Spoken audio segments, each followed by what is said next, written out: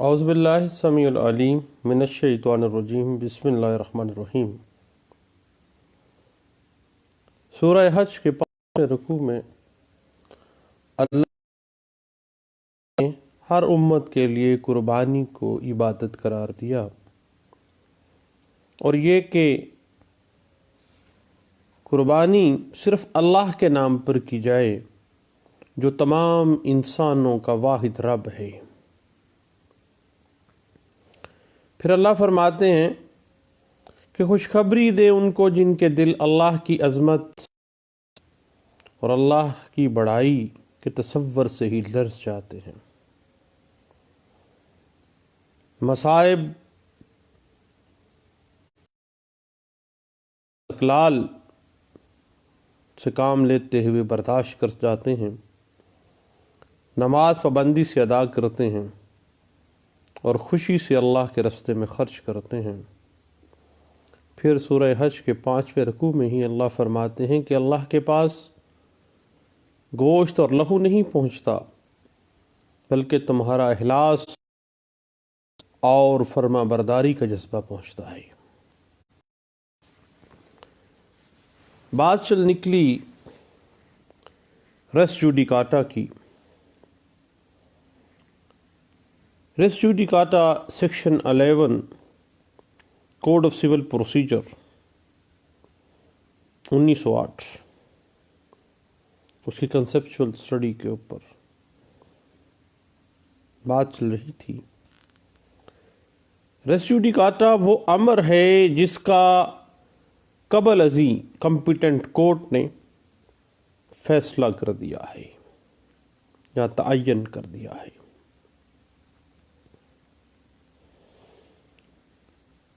यानी वो फैसला जो कि कॉम्पिटेंट कोर्ट ने हतमी तौर पर तय कर दिया है, वो बार दे दी गई कि अब चूंकि ये मामला, ये अमर जो है ये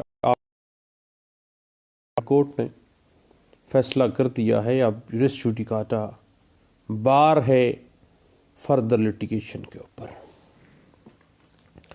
बुनियादी तौर पर रेस जुडिकाटा का असूल इसकी रूह ये है कि मुकदमेबाजी का ख़ात्मा किया जाए। जब एक दफ़ा एक कॉम्पिटेंट कोर्ट ने एक अमर वाक़या पर फैसला दे दिया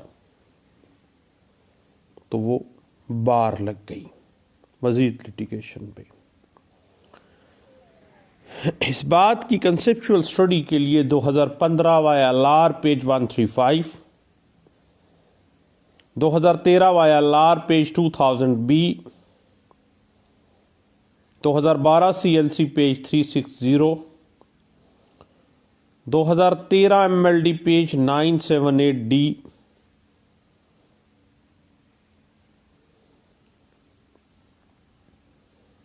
2014 वाया लार page 1082, 2012 MLD page 737, 2013 MLD 978 D, 2013 via लार पेज 1739, 2013 वाया लार 1888, 2012 MLD पेज 86, 2013 CLC पेज 1236 और 2014 CLC पेज 102 में इस बात को इंटरप्रेट किया गया था। बाज़ औक़ात ऐसा होता है कि हम एक टेक्निकल सी बात जहन में आ रही थी कि हम हुक्म इम्तनाई का एक दावा दायर करते हैं, वो वापस ले लेते हैं, बाद में हम तामील मुख्तस का दावा दायर कर देते हैं, तो उस पर वो रेस जुडिकाटा अप्लाई नहीं होगा, क्योंकि वो सिर्फ़ और सिर्फ हुक्म इम्तनाई से मुतल्लिक़ था। ये स्पेसिफिक परफॉर्मेंस से मुतल्लिक़ है, नेचर ऑफ सूट डिफरेंट है। इस बात को 1991 CMR पेज 177 में, 1993 CLC पेज 2478 में डिस्कस किया गया था। उसके बाद एक और बात जहन में रखिएगा कि कभी भी कोई दावा वापस लेकर दोबारा दायरी की सूरत में बशर्ते कि आपने दोबारा दायरे की इजाज़त ली हो, तो वो कतई सूरत रेस जुडिकाटा उस पर अप्लाई नहीं होता है। इस बात में 1999 CLC page 1409, PLJ 2004 Lahore high court page 671 जो है वो इसी बात पे हमें इंटरप्रिटेशन दे देती है। उसके बाद याद रखिएगा कि रेवेन्यू कोर्ट अगर किसी प्रॉपर्टी से रिलेटेड कोई फैसला दे देती है तो सिविल कोर्ट में ये चीज़ जो है बतौर रिस जुडिकाटा अप्लाई नहीं होगा। इस बात को 1995 ST पेज 100 और 2003 CLC पेज 632 के अंदर भी डिस्कस किया गया था। और 1993 CLC पेज 2476 इस बात के ऊपर इंटरप्रिटेशन दे देती है। उसके बाद यकतरफा डिग्री के हवाले से अगर आप जहन में रखिएगा कि अगर यकतरफा तौर पर प्रोसीडिंग्स हुई, यकतरफा डिग्री हो गई है, तो रेस जुडिकाटा का कोई जवाज़ ही नहीं बनता है।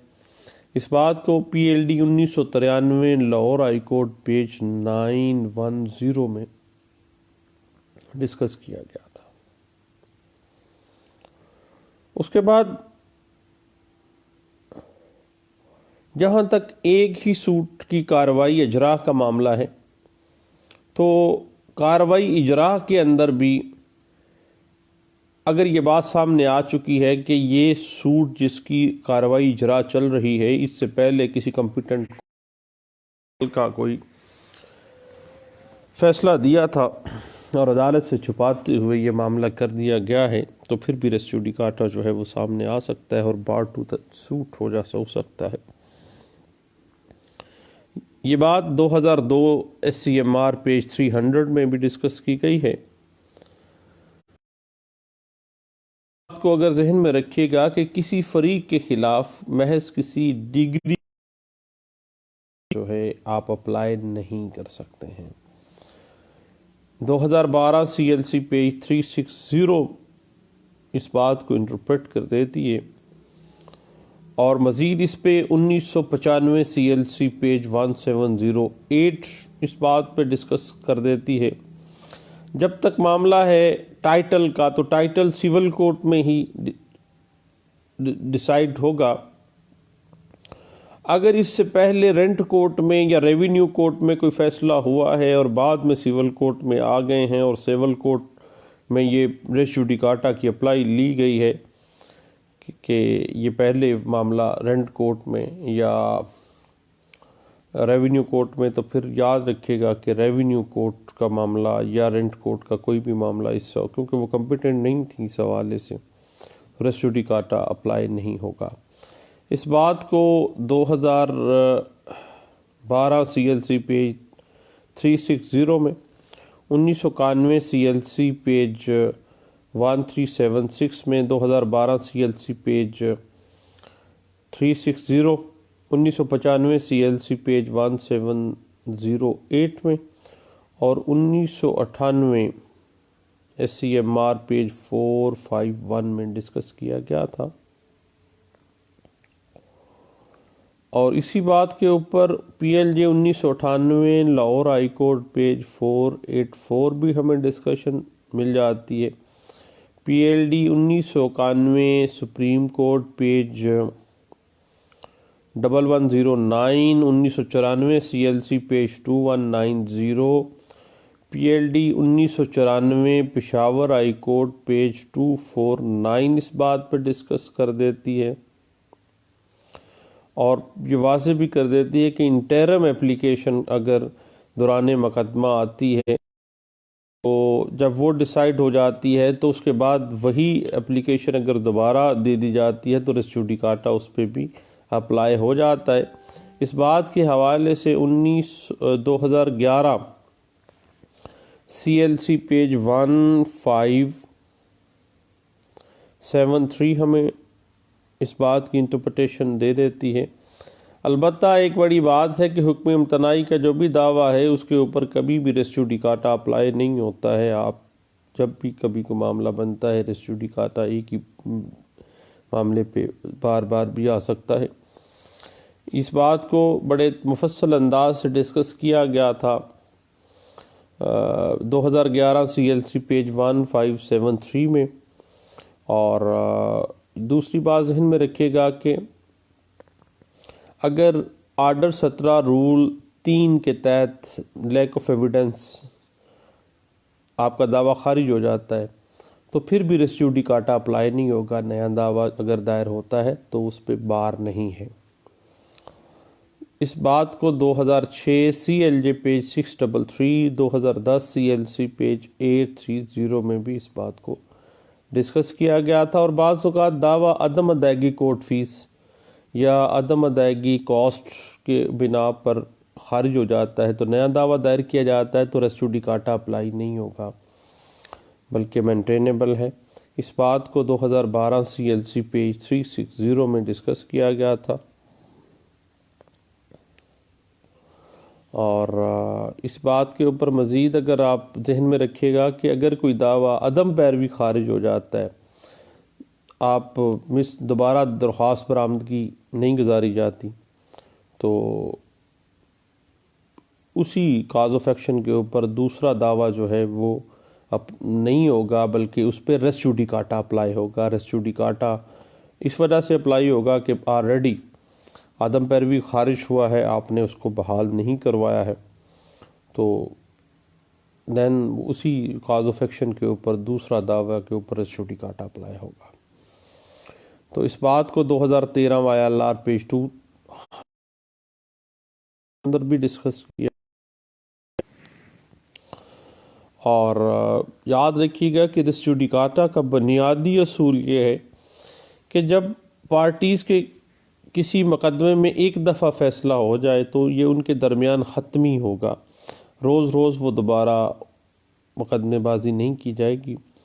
इस बात को 2002 YLR पेज 1296 में 1900 PLJ 1996, Lahore high court page 698 में और NLR 1996 सिविल डाइजेस्ट पेज 600 में भी डिस्कस किया गया था। अब बात यह है कि रेस जुडिकाटा हमेशा वहाँ पे अप्लाई होगा जहाँ कॉम्पिटेंट कोर्ट ने साबका किसी मुकदमे के अंदर उन सेम पार्टीज़ के दरमियान तनाज़ा का फ़ैसला कर दिया है। इस बात को मज़ीद अगर आप कंसेप्चुअल स्टडी में जानना चाहें तो PLD 1992 Peshawar high court page 18 इस बात को डिस्कस करती है। और याद रखिएगा कि principle of res judicata basically based on the public policy and necessity to ensure the end to litigation. Otherwise तो फिर रेस जुडिकाटा अप्लाई ना हो तो फिर तो एक लंबा से सीरीज शुरू हो जाए लोगों के दरमियान लिटिगेशन का। इस बात को 2018 YLR पेज 2219B में भी डिस्कस किया गया था। और वही बात दोबारा हम डिस्कस कर लेते हैं कि जब एक सिविल सूट चल रहा होता है तो उसके दौरानिए में जब एक दफ़ा एक एप्लीकेशन गुजारी गई है, उस पर फैसला आ गया है, तो जितनी भी मिसलिनियस एप्लीकेशंस हैं एक दफ़ा जब उन पे फैसला हो गया है तो फिर दोबारा जब वो एप्लीकेशन सेम दे दी जाएगी तो रेस जुडिकाटा अप्लाई होगा। इस बात को 2018 YLR पेज 1234 में भी डिस्कस किया गया था और 2018 MLD पेज 1099 में इस बात को इंटरप्रेट किया गया था और 2017 MLD पेज 1067 में भी इस बात को वाज़ेह किया गया था कि जो अगर कोई दावा आता है ऑलरेडी वो डिसाइडेड मामला आ जाता है, अदालत के नोटिस में आ जाता है, तो मुखालिफ फरीक को नोटिस दिए बगैर रेस जुडिकाटा की बिना पर दावा जो है वो खारिज नहीं किया जा सकता और ना ही जो है किसी अगर उनको नोटिस नहीं किया जाता तो फिर दावा खारिज जो है वो नहीं किया जाएगा। और अगर रेस जुडिकाटा की एप्लीकेशन भी नहीं आती है अदालत उसको नहीं खारिज कर सकती। यानी एप्लीकेशन की अदम मौजूदगी में और पार्टीज़ को नोटिस दिए बगैर जो है रेस जुडिकाटा के ऊपर दावा खारिज नहीं किया जाएगा। इस बात को MLD का एक बड़ी लैंडमार्क जजमेंट है 2017 MLD पेज 1067 में भी डिस्कस किया गया था। और 2017 CLC पेज 1109B में भी और इस बात को डिस्कस किया गया था। और 711 के ऊपर अगर अखराज हो जाता है तो फिर दोबारा दावा दायरी अगर होती है तो रेस जुडिकाटा अप्लाई नहीं होता है। 2017 CMR पेज 172C इस बात को डिस्कस करती है। और याद रखिएगा कि कभी भी आर्बिट्रेशन प्रोसीडिंग्स की कार्रवाई के अंदर एक मामला तय पा जाता है, एक मामला ख़त्म हो जाता है, तो फिर दोबारा सेम मैटर के ऊपर जो है वो मामला नहीं होगा। यानी आर्बिट्रेशन एक्ट 1940 के तहत जो कार्रवाई होगी उस पर भी रेस जुडिकाटा अप्लाई उसी तरह ही होगा। इस बात को 2017 CLC पेज 466B में डिस्कस किया गया था। तो दोस्तों, रेस जुडिकाटा की conceptual study under the Pakistani civil case law perspective में हम डिस्कस करेंगे इंशाल्लाह। थोड़ा सा लंबा मामला है, इस पे इंशाल्लाह दोबारा अगली नशिस्त में मज़ीद इस पर डिस्कशन करते हैं इंशाल्लाह। दुआओं में मुझे याद रखिएगा। Thank you. अल्लाह हाफिज़।